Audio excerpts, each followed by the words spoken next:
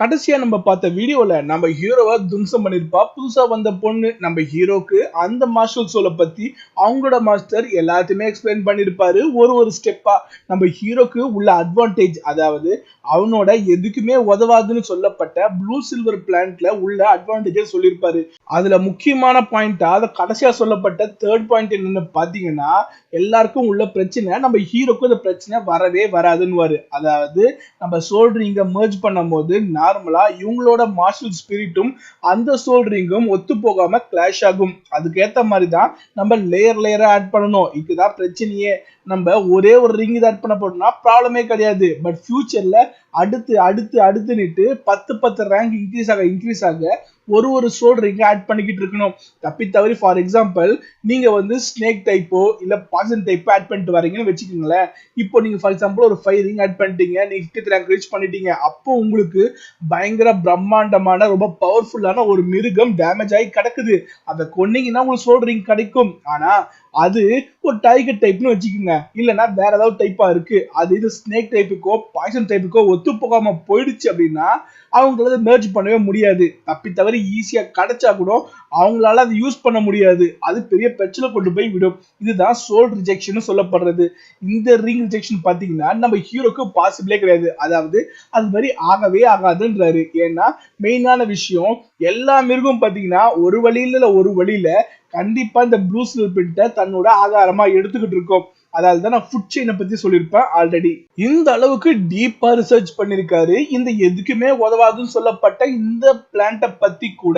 நல்லா தெரிஞ்சுக்கங்க, அவர் இதை பத்தி மட்டும் ரிசர்ச் பண்ணல, அவர் எல்லாத்தையும் பத்தி ரிசர்ச் பண்ணிருக்காரு. எதுவுமே விட்டு வைக்காம அந்த அளவுக்கு ஒரு பயங்கரமான பிரம்மாண்டமான புத்திசாலி இருக்கிற மனுஷனை எல்லாருமே ஜோக்கர்னு சிரிச்சுக்கிட்டு இருக்காங்க. என்ன பண்றது? அதுக்குள்ள அடுத்த பாயிண்ட் சொன்ன பாருங்க, அதுதான் பயங்கரமான சர்ப்ரைஸ். என்னன்னா எல்லாருமே நான் சொல்லிக்கிட்டு இருக்காங்க இந்த ப்ளூ சில்வர் பிளான்ட் வீக், இதை வச்சுக்கிட்டு இருக்கவங்க யாராலுமே சோல் மாஸ்டரா மாற முடியாது. அப்படியே மாறினாலும் அவங்களால அடுத்த ரிங், அதாவது 10th ரேங்க் வந்த உடனே அடுத்த ரிங் ஆட் பண்ணவே முடியாதுன்னு சொல்லியிருப்பாங்க. ஸோ வேஸ்ட்னு இருப்பாங்க. இதெல்லாம் காரணம் என்ன தெரியுமா? அவங்க அடுத்த ரிங் ஆட் பண்ண ட்ரை பண்ணும்போது அதுக்கேற்ற சோல் பவர் அவங்களுக்கு இருக்கணும். அப்பதான் பாத்தீங்கன்னா அவங்களால அடுத்த ரேங்க் ரீச் பண்ண முடியும். நம்ம அதுக்கு சொல்லியிருப்போம், சோல் பவர் பாத்தீங்கன்னா 1ல இருந்து 10 வரைக்கும் இருக்கு. இப்போ ஃபார் எக்ஸாம்பிள் 1 இருக்குன்னு வச்சுக்கோங்களேன், அவங்களால மேக்சிமம் 10th ரேங்க் போறதே கஷ்டம். இப்ப 2 இருக்குன்னா அவங்களால மேக்சிமம் 20th ரேங்க் போறது கஷ்டம். இது மாதிரி 10 இன்க்ரீஸ் ஆகும். நம்ம ஹீரோவோடது 10. ஸோ அவனால மினிமமா பாத்தீங்கன்னா 99 வரைக்கும் ரீச் பண்ணிடலாம். இப்பவே ரொம்ப தூரத்துக்கு போக வேண்டாம், ஏன்னா அதெல்லாம் ரொம்ப நாள் இருக்கு. அது அவ்வளவு ஈஸியும் கிடையாது. நம்ம சொல்ல வந்த பாயிண்ட்டுக்கு வந்துடலாம். என்னன்னா இது மாதிரி சோல் பவர் வீக்கா இருக்கிறதால தான் யாருமே அடுத்த ரேங்க் கொண்டு போக முடியாம போயிடுச்சு. ஆனா உனக்கு அந்த அட்வான்டேஜ் இருக்கு. என்னன்னா நம்ம ஹீரோவோடது full martial soul power. So அவனால கண்டிப்பா அடுத்த ரிங் ஆட் பண்ண முடியும், எந்த பிரச்சனையுமே இல்லாம. அப்படி ஆட் பண்ணானா ஆட்டோமேட்டிக்கா இவனாலையும் இவனோட எதுக்குமே உதவான்னு சொல்லப்பட்ட அந்த ப்ளூ சில்வர் பிளான்ட்டை பவர்ஃபுல்லா மாத்த முடியும்னு சொல்றாரு. ப்ளூ சில்வர் பிளான்ட் பாத்தீங்கன்னா ஒரு சப்போர்ட் டைப், டூல் டைப்னு சொல்லலாம். இவரு தான் பாத்தீங்கன்னா, அதாவது இந்த அனிம்ல அவர் சொல்ற விஷயம், நம்ம ஹீரோ கண்ட்ரோல் டைப்பாய் மாத்திக்கோ அப்படின்றாரு. அதாவது ஒருத்தரை கட்டி போடுறதுக்கு யூஸ் பண்ற மாதிரி மெத்தடாலஜியை கண்ட்ரோல் பண்ணிக்கோன்னு சொல்றாரு. அந்த மாதிரி பண்ண முடியாத மாஸ்டர், என்னோடது வெறும் ப்ளூ சில்வர் பிளான்ட், அதை ஈஸியா அழிச்சிடலான்னு சொல்ல அங்கதான் ஒரு முக்கியமான விஷயமே இருக்கு. நீ அது கூட பாய்சன் எஃபெக்டிவ் சேர்த்தன்னு வச்சுக்குவேன், உன்னோட அடுத்த ரிங் இன்க்ரீஸ் ஆக, உன்னோட சோல் பவர் இன்க்ரீஸ் ஆக, ஒரு ரேங்க் இன்க்ரீஸ் ஆக, உன்னோட பிளான்ட்டோட ஸ்ட்ரென்த்தும் இன்க்ரீஸ் ஆகும். 10வதுக்கு நீ பாய்சன் எஃபெக்ட் ஆட் பண்ணனா அந்த பாய்சனோட ஸ்ட்ரென்த்தும் இன்க்ரீஸ் ஆகும். இது மூலமா உன்னோட எனிமியை உன்னால ஸ்டாப் பண்ண முடியும்ன்றாரு. நல்லா தெரிஞ்சுக்குங்க, இந்த விஷயத்த நம்ம ஹீரோ அவனாவே பாத்தீங்கன்னா யோசிச்சுதான் ஒரு முடிவுக்கு வந்திருப்பான் காமிக்ல. அதாவது வெப்டூன்ல அப்படிதான் நடந்திருக்கும். இங்க அது மாதிரிலாம் கன்ஃபியூஸ் வேணான்றதுக்காக ஈஸியா சொல்ற மாதிரி சொல்லிட்டாங்க. நம்ம ஹீரோ எதுக்காக அந்த முடிவு எடுத்திருப்பான்னு பாத்தீங்கன்னா, அவனோட பழைய லைஃப்ல இருந்த டேங்க் செட் பாத்தீங்கன்னா ஹிட் அண்ட் டூல மேக் பண்றவங்க, அதாவது சர்ப்ரைஸா அட்டாக் பண்ணி எனிமியை கொல்லணும்னு நினைக்கிறவங்க. சோ நம்ம ஹீரோ என்ன பண்ணுவான்னு தெரியுமா? அவனோட பிளான்ட் வீக். சோ வீக்கா இருக்கிறத பார்த்துட்டு இருக்கவங்கள சர்ப்ரைஸா, அதாவது அவங்க என்னாத நேரத்துல அவங்க அட்டாக் பண்ணி கொன்னுடணும். அதுதான் நம்ம ஹீரோவோட முடிவு. அதுக்காக என்ன பண்ணுவானா, அவனுக்கு எதர்ச்சியா பாத்தீங்கன்னா ஒரு பாய்சன் எலிமெண்ட் கிடைக்கும். சாரி, பாய்சன் ரிங் கிடைக்கும். அதாவது ஒரு பாய்சன் சம்பந்தப்பட்ட ஒரு மான்ஸ்டர் நம்ம ஹீரோ கொன்னு மெர்ஜ் பண்ணி அதாலதான் பாத்தீங்கன்னா அவன் இந்த கண்ட்ரோல் டைப்புக்கே மாறி இருப்பான். ஆனா அந்த அளவுக்கு கன்ஃபியூஸ் கொண்டு போக வேண்டாம்ன்றதுக்காக ஈஸியா சிம்பிளா இப்ப நம்ம ஹீரோவோட மாஸ்டரே சொல்லிடுறாரு, நீ கண்ட்ரோல் பிரான்ச்சுக்கு யூஸ் பண்ணிக்கொன்றாரு. ஃபர்ஸ்ட் என்னோட வீக்னு சொல்லியிருப்பான், அதுதான் அவர் சொல்லியிருப்பாரு, நீ பவர் இன்க்ரீஸ் பண்ணனா ஸ்ட்ரென்த் இன்க்ரீஸ் ஆகும், 10வது பாய்சன் யூஸ் பண்ணனா ஆட்டோமேட்டிக்கா உன்னோட எஃபெக்ட் அதிகமாகும்னுட்டு அவரே அட்வைஸ் கொடுக்குற மாதிரி ரொம்ப கன்ஃபியூஸ்ல கொண்டு போகாம ஈஸியா கொண்டு போயிட்டாங்க. இதுதான் ஒரிஜினல் சீரீஸுக்கும் இந்த அனிமிக்கும் உள்ள வித்தியாசம். நம்ம ஹீரோ பாத்தீங்கன்னா இன்னும் கொஞ்சம் கன்ஃபியூஸா தான் இருப்பான். அவனுக்கு பாய்சனை பத்தி தெரியும், இருந்தாலும் இந்த அளவுக்கு பக்காவா மெயின்டைன் பண்ண முடியுமான்னு யோசிக்கிறான். 10வதுக்கு இது பக்காவா சான்ஸ் யூஸ் பண்ண முடியும்னு நினைக்கிறான். என்னன்னா தப்பித்தவறி நம்ம ஹீரோ இவர் சொல்ற மாதிரியே ஃபாலோ பண்ணான்னு வச்சுக்கோங்களேன், அவங்கள ஸ்ட்ரெயிட் பண்ண முடியும், அதாவது ஸ்டாப் பண்ண முடியும். அப்படி பண்ணான்னா ஆட்டோமேட்டிக்கா அவன் ஹிடன் வெப்பன் வச்சிருக்கான்ல அதை வச்சு ஈஸியா கொன்னுடலாம். இதுதான் நம்ம ஹீரோவோட பிளானு. அவன் நம்ம மாஸ்டர் கிட்ட நன்றி சொல்லிட்டு அங்கிருந்து கிளம்ப அடுத்த சீனே என்ன, இங்க நைட் ஆயிடுச்சு. நம்ம ஹீரோ 2-3 நாளா பாத்தீங்கன்னா மாஸ்டரை பேசுறது இது பண்றது அது பண்றதுன்னுட்டு அவன் ஸ்கூலுக்கு பின்னாடி அவங்களோட கார்டனர் கிளீன் சொல்லியிருப்பாங்கல்ல அதை பண்ணவே இல்லை. அந்த பொண்ணு பயங்கரமான கோபத்துல இருக்கா.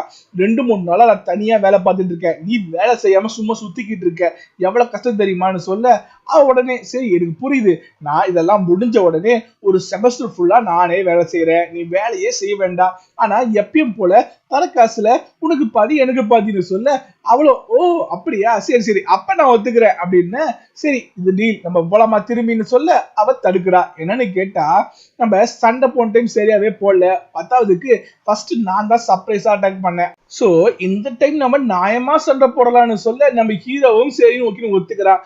அவ ரெடியாக போஸ்ல அவ அப்படி நடந்து வர, என்னம்மா நடந்து வர சண்டை போடலான்னு சொன்னேன்னு சொல்ல காது பக்கத்துல வந்தவ நான் சண்டை போடதான் வந்திருக்கேன் இப்படின்னு சொல்லிட்டு உடனே அவன் முடிய வச்சு அவன் கழுத்தை சுத்தி அவனை விசிறி அடிக்க நம்ம ஹீரோக்கா இதுதான் நியாயமா சண்டை போடுறதான்னு நினைக்க அதுக்குள்ள நம்ம ஹீரோ ஜம்ப் பண்ணி அவளை கீழே தள்ள திருப்பியும் அவளை கீழே தள்ள இவங்க மாத்தி மாத்தியும் பாத்தீங்கன்னா தள்ளி விட்டு மேலே உட்காந்துட்டு இருக்காங்க. இப்படி உட்காந்து இருக்க கடைசியா நம்ம ஹீரோவை கீழே தள்ளி அங்க அவ ஏறி உட்கார அந்த டைம் அந்த டீச்சர் இவங்களை பார்த்து பயங்கரமான ஷாக்கு, இந்த நேரத்துல என்ன பண்ணிக்கிட்டு இருக்கீங்க அதுவும் இந்த போஸ்ட்ல கேட்க அப்பதான் உங்களுக்கு புரியுது எந்த போஸ்ட்ல இருக்காங்கன்னு. உடனே சரதான் இருந்து நாங்க சண்டை அப்படின்னு ஒருத்தர் சொல்ல இன்னொருத்தர் நாங்க கத்துக்கிட்டோம்னு சொல்ல அதுக்குள்ள இந்த வயசுல இந்த வேலை பாக்குறீங்களான்னு சொல்ல அவங்களுக்கு எக்ஸ்பிளைன் பண்றதுக்கே சான்ஸ் கிடைக்கல. உடனே இந்த பொண்ணா நீங்க கவலைப்படாதீங்க டீச்சர், உங்களுக்கு எதை நடந்தது நான் தெளிவா புரிய வைக்கிறேன்னு சொல்லிட்டு உடனே ஜம்ப் பண்ணி எப்படி நம்ம ஹீரோ உதைக்க ட்ரை பண்ணாலோ அதே மாதிரி ஒரு அப்பர் கிக்கு கொடுக்க அந்த டீச்சர் வயிற்றுல அடிச்சு அடியில அவங்க தூக்கி போட்டு கவர அந்த டீச்சருக்கா ஒண்ணுமே முடியல, எழுந்து நின்றவங்க இடுப்பை பிடிச்சிக்கிட்டு நடக்க இதுதான் டீச்சர் நடந்தது, நாங்க சண்டை போட்டுட்டு இருந்தோம் நீங்க தப்பா புரிஞ்சுக்கிட்டீங்கன்னு சொல்ல இதுக்கு இப்படிதான் எக்ஸ்பிளைன் பண்ணணுமா இப்படின்னு புலம்பிக்கிட்டே போயிட்டு இருக்காங்க. அந்த டீச்சரு தேவையில்லாம வந்து தர்ரு மட்டும் வாங்கி போயிருக்காங்க. நம்ம ஹீரோவா இது என்ன அட்டாக் அப்படின்னு கேட்க இது ராபிட் கிக்கிங் ஈகிள்ன்றா, அதாவது ஈகிள் ராபிட்டை பிடிக்க வந்தா அந்த ஈகிளே எட்டி ஒதுக்க ராபிட்டோட கிக்குன்னு சொல்ல இது நம்ம ஹீரோவா இது மாதிரிலாம் ஒரு மூவ் இருக்கா நான் கேள்விப்பட்டதே இல்லைன்னு சொல்ல அவ உடனே என்னென்ன நீ என் மூவை பத்தி இவ்வளவு விசாரிக்கிற, ஏதோ சரியில்லையே ஏதாவது திட்டம் போடுறியா இப்படி கேட்க அவனா அப்படிலாம் ஒண்ணும் கிடையாது, என்ன இல்ல நான் நம்பவே மாட்டேன் உன்ன அப்படின்னும் போது நம்ம ஹீரோவா நீ என் மனசை கெடுக்க பாக்குற, நீ ரொம்ப மோசம்னு சொல்ல யாரு நான் மோசம் பண்ண அவ பஞ்ச் பண்ண நம்ம ஹீரோவை டாஜ் பண்ண நம்ம ஹீரோவுக்கு நல்லாவே தெரியும் அவ பயங்கரமான ஸ்பீடுன்றதால நம்ம ஹீரோ அவனோட அந்த டெக்னிக் அதாங்க அந்த பர்பிள் ஐ டெக்னிக் நம்ம ஹீரோ போன ஜென்மத்துல கத்துக்கிட்ட ஒண்ணு இப்போ இந்த லைஃப்ல சின்ன வயசுல இருந்தே கத்துக்கிட்டு இருப்பான். ஆனா ரேங்க் 1 தான் ரீச் பண்ணிருப்பான். அந்த டெக்னிக்கை யூஸ் பண்ண ஆட்டோமேட்டிக்கா நம்ம ஹீரோவால எந்த மூவ் எங்க நடக்க போகுது அடுத்த மூவ் என்ன எல்லாத்தையும் பார்க்க முடியும். 10வதுக்கு அவனோட அந்த பேண்டம் ஸ்டெப் மாதிரியே ஃபர்ஸ்ட் ரேங்க் லெவல்ல உள்ள ஸ்டெப்பை யூஸ் பண்ண அது மூலமா ஸ்பீட் இன்க்ரீஸ் ஆகுது. என்னதான் பவர்ஃபுல்லா பழைய பேண்டம் ஸ்டெப் மாதிரி அவனால அந்த அளவுக்கு ஸ்பீடாகவும் ஆஃப்டர் இமேஜ் கொடுக்குற மாதிரி கன்ஃபியூஸாகவும் மூவ் பண்ண முடியலனாலும் இந்த ஸ்டெப்பே போதும் இவ்வளவு சண்டை போடுறதுக்கு. நம்ம ஹீரோவா டாஜ் பண்ணிக்கிட்டே இருக்க அவளும் ஜம்ப் பண்ணி அட்டாக் பண்ண அவளுக்கு பயங்கரமான கோபம் உருவாகுது. இது சண்டை கண்ணாமூச்சி ஆட்டம் இல்ல, நீ ஓடிக்கிட்டே இருக்க சண்டை போடுறான்னு சொல்ல உடனே அவனா சண்டையா சரி ஓகே அதுக்கு பதிலாக நான் வேற ஒரு ட்ரிக் சொல்றேன்னுட்டு கீழே இருக்கிற சின்ன சின்ன கல்கள் எடுக்கலாம், எடுத்துட்டு ஃபர்ஸ்ட் லெஃப்ட் ஷோல்டர்ல அடிக்க போறான்னு விசிறி அடிக்க அதே மாதிரி லெஃப்ட் ஷோல்டருக்கு வர அவன் டாஜ் பண்ணிடுறான். அடுத்தது அவளுக்கு கோவம் உருவாகுது, நான் இப்ப வரேன் பாருன்னு வர அவன் உடனே right shoulder left leg right லெக்னு சொல்ல சும்மா சொல்றான் அதெல்லாம் படாது நம்ம தான் சைட்ல வந்துட்டு இருக்குமே அப்படின்னு சொல்ல அங்கதான் சர்ப்ரைஸே. என்னன்னா அவ அங்க வருவான்னு அவனுக்கு ஆல்ரெடி தெரிஞ்சிருக்கு. சோ கரெக்டா அட்டாக் ஆக அவளுக்கு கோவம் இன்னும் பயங்கரமா உருவாகுது. நீ என்ன கல்லால் அடிக்கிறியா, அவனை சும்மா விட மாட்டேன் அட்டாக் பண்ண. நம்ம ஹீரோ டாஜ் பண்ண அங்க அடிக்கிற அடியில பாத்தீங்கன்னா கோவத்துல பஞ்ச் பண்றதுல மொத்த இடமும் உடைய ஆரம்பிக்குது. இருக்கிற கண்ணாடி அங்க ஜன்னல் அது இது எல்லாம் உடைய ஆரம்பிக்க அங்க அந்த பசங்க எல்லாருமே தூக்கத்துக்கு எடுத்துட்டா, எல்லாருமே எழுந்துட்டாங்க. மறுநாள் காலையில நம்ம ஹீரோ அவன் மாஸ்டர் கூட கழுவி போயிட்டு இருக்கான். நம்ம ஹீரோ அப்படியே தூக்கி வலிச்சிட்டு இருந்த பார்த்து நம்ம ஹீரோட மாஸ்டருக்கு சர்ப்ரைஸ். உடம்பு ஏதாவது சரியில்லையே, என்னாச்சு இப்படி கேட்க நம்ம ஹீரோவா இல்ல ஒண்ணும் இல்ல சரியா தூங்கல அப்படின்னு. கண்டிப்பா நைட் எல்லாம் தூங்க விட்டுருக்க மாட்டா, எத்தி அடிச்சிருப்பா. நம்ம ஹீரோ ஓடிக்கிட்டு இருந்திருப்பா. கெட்டது இவங்க தூக்கம் மட்டும் இல்ல, அந்த டோட்டலா அந்த ரூம்ல இருந்த அதாவது அந்த பில்டிங் பசங்க தங்கிட்டு இருந்தாங்க பாத்தீங்களா, மொத்த பேரோட தூக்கத்தையும் கெடுத்துட்டா அவ. எனக்கு தெரிஞ்சு நம்ம ஹீரோ இப்ப காலையிலே கிளம்பி போயிட்டு இருக்கான் அவனோட ஃபர்ஸ்ட் சோல் ரிங்கா எடுக்கிறதுக்காக. அதாவது அவ அடுத்த ரிங் லெவல் 10க்கு போகும்போது அவ ஒரு ரிங் ஆட் பண்ணணும்ல, அந்த ரிங் எடுக்கிறதுக்காக சோல் பீஸ்ட கொல்றதுக்காக அவன் மாஸ்டரோட கூட்டு போயிட்டு இருக்காரு. அவரு இதெல்லாம் சொல்ல ஆரம்பிக்கிறாரு. என்னன்னா என்னென்ன ரேங்க் இருக்கு, எப்படி ரேங்க் இருக்கு, எப்படி ஆட் பண்ணதா சொல்லிக்கிட்டு ஒண்ணுன்னா வர. அப்பதான் சொல்ல ஆரம்பிக்கிறாங்க. இந்த சோல் பீஸ்ட் பாத்தீங்கன்னா மொத்தம் 5 லெவல் பேசிக்கா சொல்லப்படுறது. ஒண்ணு பாத்தீங்கன்னா 10 வருஷம் சோல் பீஸ்ட், அதுக்கு அடுத்தது 100 வருஷம், அதுக்கு அடுத்தது 1000 வருஷம், 10,000 வருஷம், ஹையஸ்டா 100,000 வருஷம், அதாவது 1,00,000 வருஷம் வயசு உள்ள சோல் பீஸ்ட். எனக்கு தெரிஞ்சு இது வரைக்கும் அதை ரீச் பண்ணவங்க ஒருத்தர் இருக்கிறதே பாசிபிலிட்டி கம்மின்னு தான் சொல்லலாம். இந்த சோல் ரிங் மூலமா ஆட்டோமேட்டிக்கா அட்டாக் பண்ணி எடுத்துப்பாங்கன்னு சொல்ல நம்ம ஹீரோ கேட்கற கேள்வி எனக்கு தெரியுமா, இப்போ இந்த மாதிரி சோல் ரிங் பவர்ஃபுல்லான ரிங் ஆட் பண்ணா அவங்களோட பவர் இன்க்ரீஸ் ஆகும் இப்படிலாம் அவர் சொல்லிக்கிட்டு இருக்காருல்ல, இதெல்லாம் உண்மையா இருந்தா நல்ல காசு உள்ள பெரிய பணக்கார பசங்க அவங்க பவர்ஃபுல்லான டீமை கொண்டு போயிட்டு அங்க ஏதாவது பவர்ஃபுல்லான பீஸ்ட புடிச்சு அடிச்சு அட்டாக் பண்ணி சாக நிலைமையில கொண்டு போய் அதை கொண்டு ஈஸியா ரிங் எடுத்துக்க மாட்டாங்களா அப்படின்னு கேட்க, நீ சொல்றது உண்மைதான், அதுக்கு பாசிபிலிட்டி உண்டுதான். ஆனா இதுல ஒரு ரெஸ்ட்ரிக்ஷனும் இருக்குன்றாரு. என்னன்னு பாத்தீங்கன்னா ஜஸ்ட் உங்ககிட்ட பவர் இருக்கு அப்படின்றதுக்காக நீங்க என்னதான் பவர்ஃபுல்லான பீஸ்ட கொன்னாலும், ஃபார் எக்ஸாம்பிள் உங்களோட ஃபர்ஸ்ட் பீஸ்ட நீங்க கொண்டீங்கன்னு வச்சுக்கோங்களேன், உங்களால 10ல இருந்து 100க்குள்ள வயசு உள்ள பீஸ்டோட ரிங்கை தான் நீங்க எடுத்துக்கணும். அதுக்கு மேல இருக்க ட்ரை பண்ணீங்கன்னா உங்களால முடியாது. அப்படியே எடுத்துக்கிட்டீங்கன்னா உங்க உயிருக்கே ஆபத்தா போகும். இது மாதிரிலாம் லிமிட் வச்சிருப்பாங்க. நான் ஜஸ்ட் எக்ஸாம்பிளுக்காக சொன்னேன். இதோட டீடைலா பாத்தீங்கன்னா நம்ம ஹீரோட மாஸ்டர் ஃபியூச்சர்ல சொல்லுவாரு. அதாவது ஃபர்ஸ்ட் ரிங் எந்த ரேங்க் வரைக்கும் மேக்சிமம் எடுக்க முடியும், அதுக்கு அடுத்துன்னு சொல்லியிருப்பாரு. இது யாருமே கன்ஃபார்ம் பண்ணாத ஒரு விஷயம். ஏன்னா யாருமே தான் உயிரை பலி கொடுக்க விரும்பல இவரோட கன்ஃபார்ம் பண்றதுக்கு. ஏன்னா எல்லாம் நினைச்சிட்டு இருக்காங்கன்னா 100 தான் ஹையஸ்ட் நினைச்சிட்டு இருக்காங்க, அதுக்கு மேல ட்ரையே பண்ண மாட்டாங்க. ஆனா நம்ம ஹீரோட மாஸ்டர் பாத்தீங்கன்னா பக்கா குறிச்சு வச்சிருப்பாரு. 112, 122, 132 இது மாதிரிலாம் பக்காவா அவங்களுக்கு ஏத்த மாதிரியோ இல்ல பொதுவா இதுதான் ஹையஸ்ட் அப்படின்னு குறிச்சு வச்சிருப்பாரு. இதுக்கு மேல முடியாது, இது வரைக்கும் பாசிபிள்ட்டு. எதுக்கு இவ்வளவு ரிஸ்க் எடுத்து, ஏன் 100ல எடுத்துக்கலாமே, எதுக்காக தேவையில்லாம இந்த லெவலுக்கு மேக்சிமம் உள்ள பீஸ கொண்டு ரிஸ்க் எடுத்து எதுக்காக மர்ஜ் பண்ணணும்னு கேட்டா அங்கதான் மெயின் காரணமே. நம்மளோட சோல் ரிங், அதாவது நம்ம கொல்றோம் பாத்தீங்களா மிருகம், அதோட ரேங்க் எவ்வளவு இருக்கோ அதுக்கேத்த பவர் தான் பாத்தீங்கன்னா நம்ம அந்த ரிங்கை யூஸ் பண்ணும் போது கிடைக்கும். சோ ஃபார் எக்ஸாம்பிள் இப்போ என்கிட்ட 2 ரிங் இருக்கு, இன்னொருத்தர்கிட்டயும் 2 ரிங் இருக்கு. அவன் பாத்தீங்கன்னா 100 ரேங்க்ல ஒரு பீஸ்டோட ரிங்கையும் அதுக்கு அடுத்தது 300 ரேங்க்ல ஒரு பீஸ்ட் வச்சிருக்கான்னு வச்சுக்கோங்க. நான் ஃபர்ஸ்ட் ரிங் 120 வருஷமோ அதுக்கு அடுத்தது பாத்தீங்கன்னா ஒரு 350 வருஷம் அப்படி வச்சுட்டு வச்சுக்கோங்களேன், என்னோட பவர் தான் அதிகமாகும். சரி, இந்த லாஜிக் படி நீ சொல்ற மாதிரி இருந்தா நம்ம ஃபர்ஸ்ட் ரிங் ஈஸியா எடுத்துக்கிட்டு கடைசி ரிங்கோ இல்ல ரெண்டாவது ரிங்கு மட்டும் ஹையஸ்ட கொண்டு போய் வச்சுக்கலாமேன்னு கேட்டா அங்கேயும் டிராபேக். என்னன்னா இவர் சொல்ற மாதிரி ஃபர்ஸ்ட் பீக்கஸ்ட் சொன்னாங்க பாத்தீங்களா, அந்த பீக்கஸ்ட் பீஸ்ட கொன்னா மட்டும்தான் அந்த ரிங்கை எடுத்துக்கிட்டாதான் அவங்களால செகண்ட் டைம் அதுக்கேற்ற லெவலுக்கு கொண்டு போக முடியும். ஃபார் எக்ஸாம்பிள் ஃபர்ஸ்ட் 100 கொண்டுட்டாங்கன்னு வச்சுக்கோங்களேன், அந்த ரிங் எடுத்துக்கிட்டாங்கன்னா ரெண்டாவது ரிங்கு அவங்களால சொல்லப்பட்ட அந்த 330 340 அந்த மாஸ்டர் கொண்டு இந்த ரிங்கை எடுத்துக்கிறது ரொம்ப கஷ்டம். ஏன்னா இந்த மாஸ்டர் அந்த மாஸ்டர் ஸ்டாப் பண்ணும்ல, அந்த பிரச்சனையாலதான் ஸ்டார்டிங்ல இருந்தே இதை ஃபாலோ பண்ணிக்கிட்டு போனோம். இந்த அளவுக்கு ரிஸ்க் எடுக்க யாருமே தயாரா இல்லாத ரீசனாலதான் பாத்தீங்கன்னா இவரோட தியரி இன்னமும் நம்ப முடியாத ஒண்ணாவே இருக்கு. அவருக்கு இந்த கெட்ட பேரும் இருக்கு. இத பத்தெல்லாம் பேசி முடிக்க அதுக்குள்ள நம்ம ஹீரோ கிட்ட அவனோட மாஸ்டர் ஒரு பெல்ட்டை நீட்ட நம்ம ஹீரோவும் எதுவுமே சொல்லாம வாங்கிட்டு நன்றி சொல்ல அவருக்கு சந்தோஷம். பரவாயில்ல, மாஸ்டர் கொடுத்தா என்ன எதுக்கு வாங்கிக்கிறானே அப்படின்னு சந்தோஷத்துல இது என்ன மாஸ்டர்னு அப்புறம் தான் நம்ம ஹீரோ கேட்கவே செய்யறான். இது பாத்தீங்கன்னா ஒரு ஸ்டோரேஜ் பெல்ட்.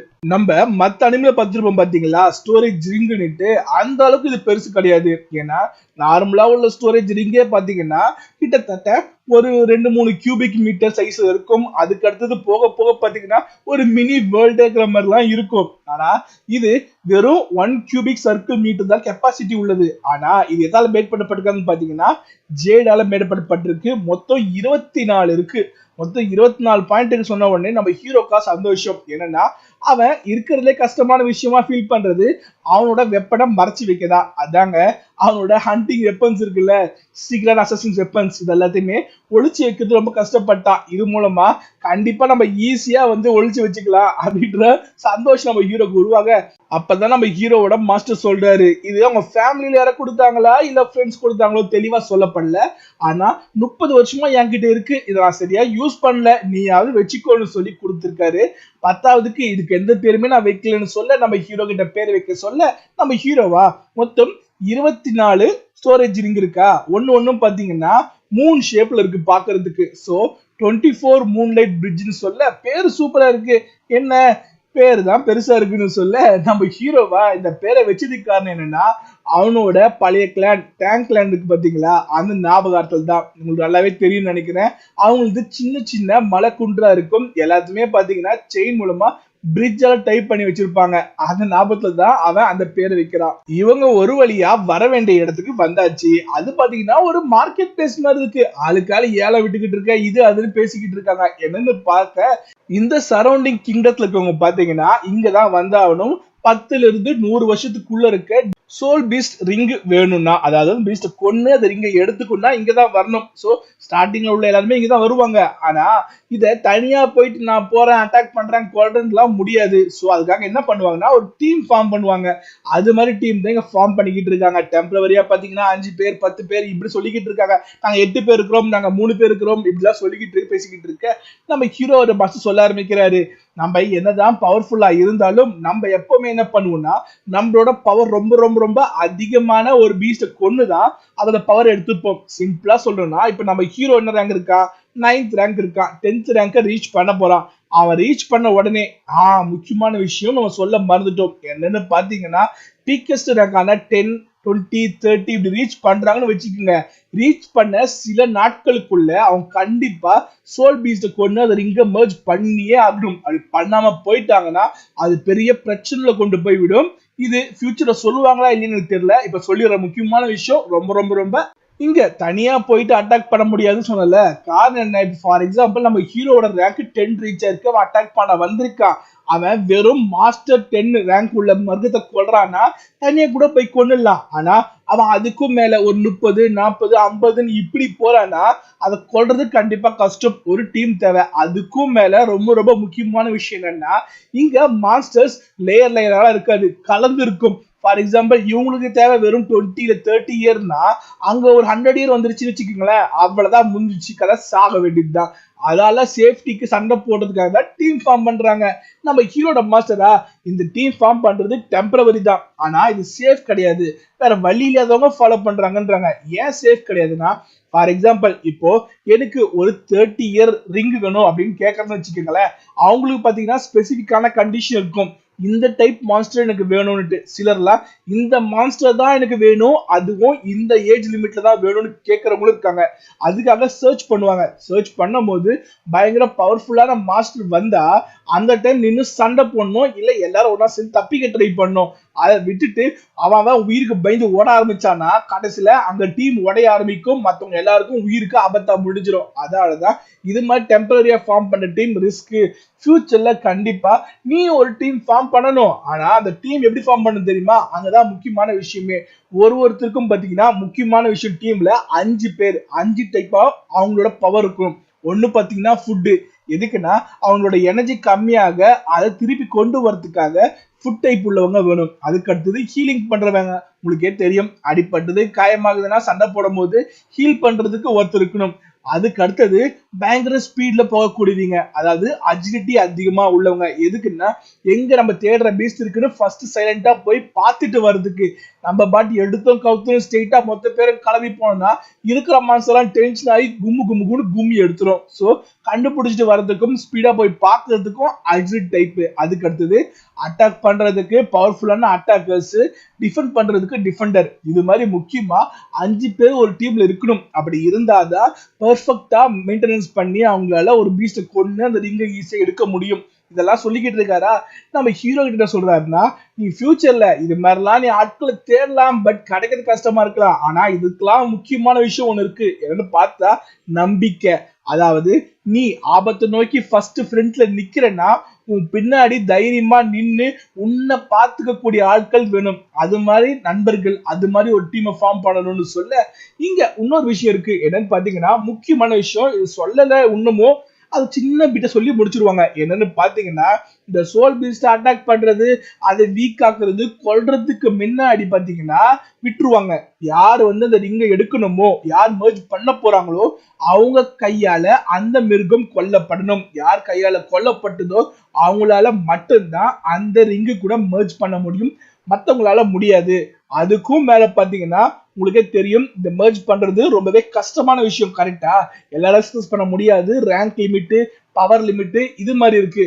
அதுல இல்லாம முக்கியமா 2 பாயிண்ட் இருக்கு. என்னன்னா அந்த பீஸ்டோட கண்டிஷன். ஃபார் எக்ஸாம்பிள் அந்த பீஸ்ட் சரி ஓகே இவன் தானே பரவாயில்ல எடுத்துக்கிட்டோம் அப்படின்னுட்டு அது விட்டு கொடுத்துருச்சுன்னா சரி ஓகே மெர்ஜ் ஆகிடலாம். அப்படி இல்லாம அது பயங்கரமான கிராண்ட்லயும் குளவெறிலையும் என்ன அநியாயமா கொண்டுட்டீங்க நீ மத்தில கொண்டு வந்து, சோ உங்க கூட மெர்ஜ் பண்ண விட மாட்டேன்டா அப்படின்னு நினைச்சதுன்னா ஆட்டோமேட்டிக்கா ரிஜெக்ட் ஆயிடும். இதெல்லாம் முக்கியமான 2 பாயிண்ட் சொன்னா, இதை விட மோசமான ஒரு பாயிண்ட் இருக்கு. என்னன்னா ஒரு கண்ணுக்கு ஒரு கண், அதாவது பதிலுக்கு பதில் சொல்லுவாங்க பாத்தீங்களா, அந்த கான்செப்ட்.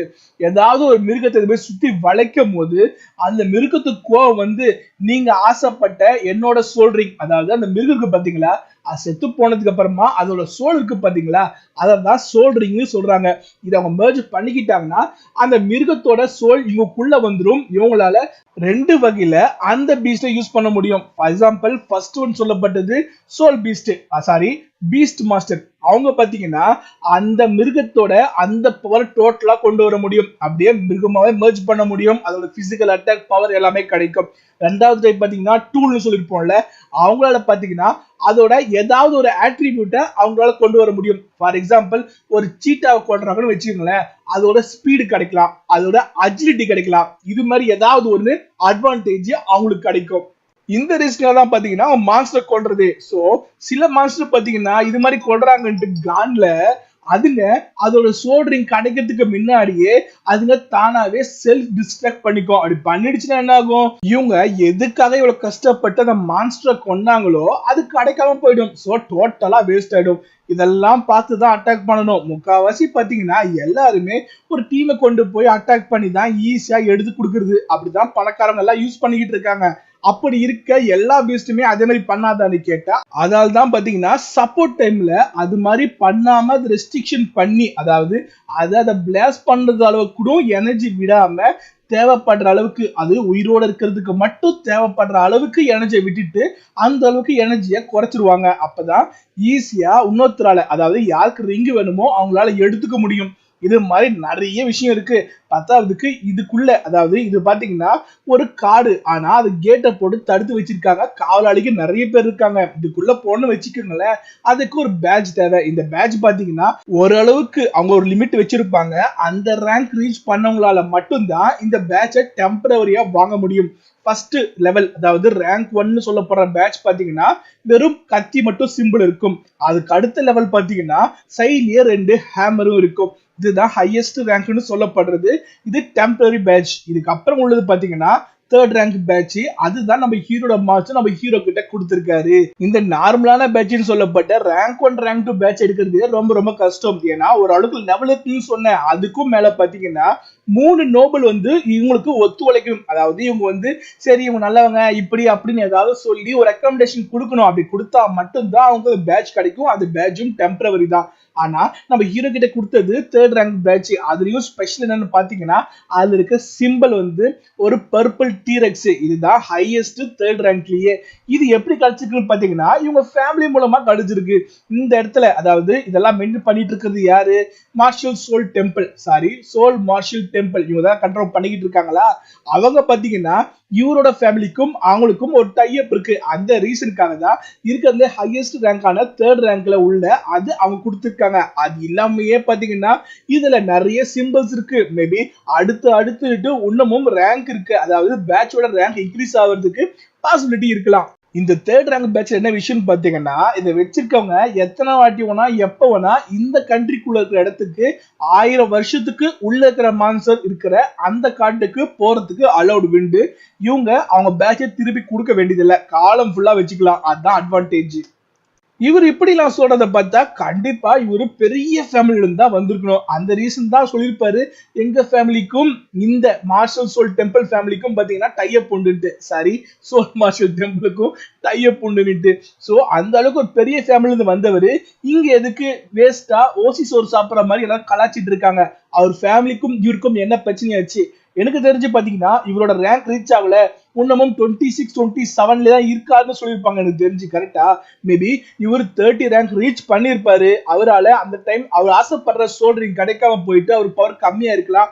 திருப்பியும் அவர் பவர் இன்க்ரீஸ் ஆகாம ஏதாவது டிராபேக் ஆயிருக்கலாம்னு நினைக்கிறேன். அந்த ரீசனால தான் அவரோட ரேங்க் ரீச் ஆகாம போயிருக்கணும். அதால அவங்க ஃபேமிலி சேர்ந்தவங்க பெரிய ஃபேமிலியா இருக்கும். ஸோ இவன் வேஸ்ட்ன்ற மாதிரி இவனை ஒதுக்கிட்டு இருக்கணும். சோ அவரோட ஃப்ரெண்டுன்றதால இந்த பிரின்சிபல் இவரை உள்ள இங்க அலோவ் பண்ணிருக்கணும்.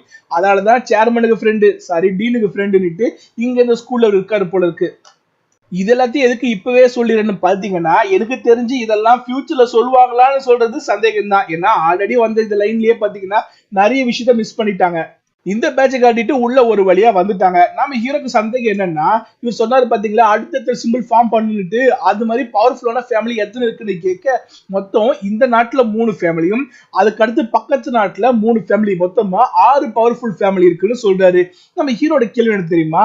இந்த 6 பவர்ஃபுல் ஃபேமிலின்னு சொல்றாங்கல்ல அதை சேர்ந்த பீக்கஸ்ட் மாஸ்டர் இருப்பாங்கல்ல, அதாவது உங்க ஃபேமிலிலே பவர்ஃபுல் ஒருத்தர் இருப்பாரு பாத்தீங்களா, அதனால தானே பவர்ஃபுல் ஃபேமிலின்னு சொல்லப்படுறது.